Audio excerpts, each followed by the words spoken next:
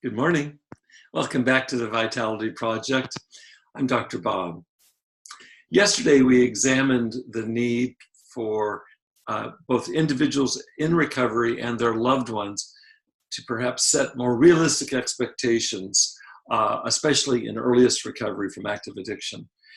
The acronym for this phase is PAWS, P-A-W-S, and as we've talked about this refers to this early post-acute withdrawal syndrome that really takes some patience, some grace, and I think some good information, some solid knowledge. We've tried to summarize some of that knowledge the last few days, and even though good information may not do away with these uncomfortable and I think oftentimes unpredictable symptoms of PAWS, I think it certainly can give us a leg up.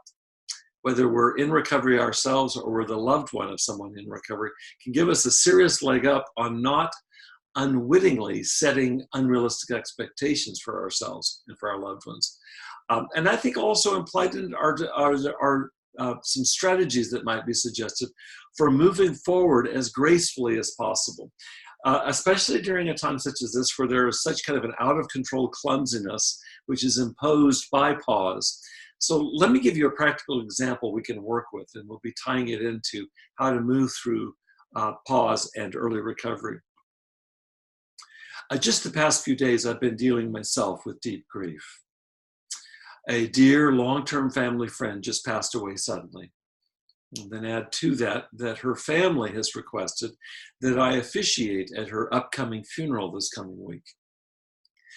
I share this with you in the context of our current examination of PAWS, not because I'm currently in PAWS, thank goodness, but because my thought process in terms of moving through decisions I've had to make these last few days, I think is very relevant to anyone in recovery, including those of you who are in PAWS. I think there's a way that we have to be particularly vigilant of our stress and managing it if we're going to move through this without relapse.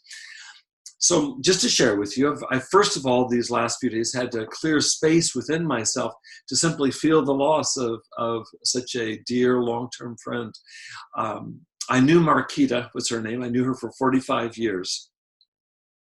She and her husband, Bob, were in many ways parent figures to me during my transition from my teenage years into young adulthood. And truthfully, I never could imagine their passing, much less being asked to officiate at either of their funerals.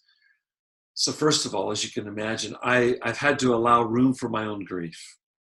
What I'd like to do is move tomorrow into exploring more of the internal processes around managing not only grief, but other stressors, as well as just strategically how to make some practical decisions, how to navigate what life brings at any point.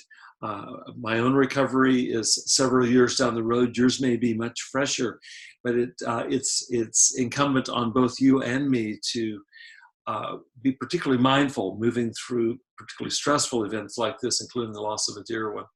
And I want to continue with this conversation tomorrow. I hope you come back. Appreciate you being with me today. Thank you.